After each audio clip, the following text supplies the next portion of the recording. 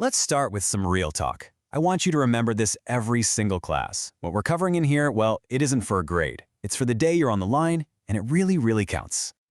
All right, let's get into it. First, a huge shout out to the Santa Ana College Fire Tech Dons. Today, we're going to be breaking down one of the most critical things we have to do on the job, and that's controlling the absolute beast that is smoke on the fireground. Let's just be blunt about this. It's not always the flames that are going to get you. It's the smoke. We're talking about that toxic, blinding, superheated junk that comes from incomplete combustion. It's what causes the vast majority of fire deaths, for civilians and for us. Make no mistake, this is our #1 enemy. So, here's our mission briefing for today. First, we're going to meet our enemy. Then, we'll learn about the building's own defenses.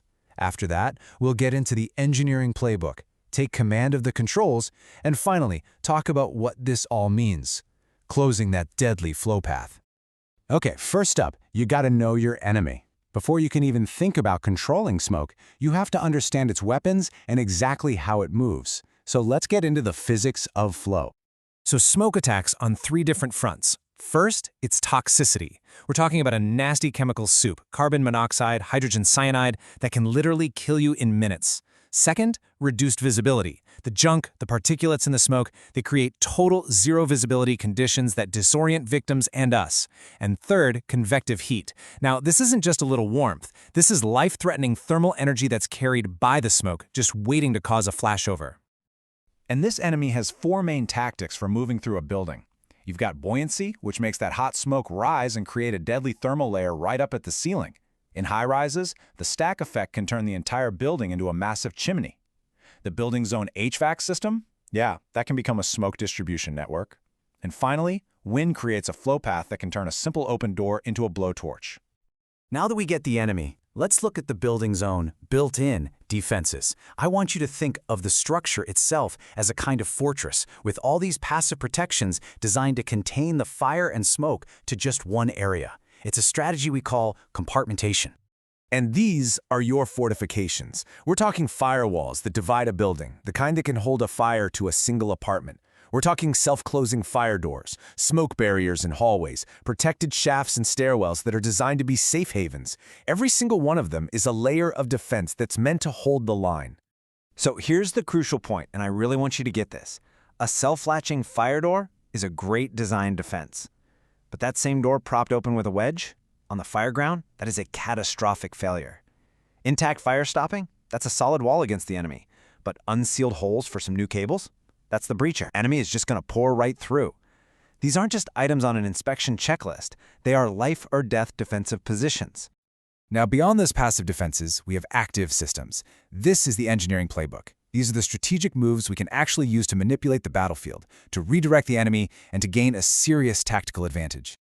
At its heart, a smoke management system is exactly that, a way to manage the smoke. It uses fans, it uses ventilation, and these systems are engineered to do one thing: protect escape routes and give us a tenable environment to actually work in. They are literally designed to save lives. Okay, what's so cool here are the different strategies. You've got pressurization, which keeps smoke out of critical places like stairwells. That creates a protected highway for us to get in and for victims to get out. Then there's exhaust, which actively pulls smoke out of the fire area, and zone control contains the smoke to one specific isolated area. Each one of these gives you a totally different tactical advantage. I know it's a lot to take in, but understanding these systems is absolutely key. In fact, I gotta tell you, I'm really fired up about this building's smoke control design. You feeling the heat? All right, okay, bad jokes aside, let's keep this moving. Now, these systems are incredible, but they're not perfect. They're automated, sure, but at the end of the day, the incident commander, the IC, has the final say. You have to know how to step in and take manual control when the situation calls for it. And this is your command console, the Firefighter's Smoke Control Station, or the FSCS. From here, the IC can monitor the system's status, see exactly which fans and dampers are active, and, this is the most important part, override the automated sequence to support the tactical plan on the ground. So, the million-dollar question for you as a future officer or IC is this: when do you actually take manual control? When does your plan on the ground need to overrule the building's automatic brain? You override for tactical reasons, plain and simple. Maybe you need to support your ventilation plan, or maybe you need to redirect smoke away from a known victim's location. Perhaps a zone has failed, or the system itself is being compromised by the fire. Taking manual control is a huge strategic decision you make when your boots-on-the-ground intelligence tells you something the system just doesn't know. Okay, let's bring all this together. Your mission, when you get on the job, is to use every bit of this knowledge to take control and to close that deadly flow path. This is the whole point. Understanding passive barriers and active systems, it transforms you. You're no longer just reacting to a fire. You become a master of the building's defenses. You can manipulate the flow path, you can protect your crews, you can create tenable space, and you can save lives. That is the job. And that's why we're here, because we are learning for a living, not a test. Now stay safe out there.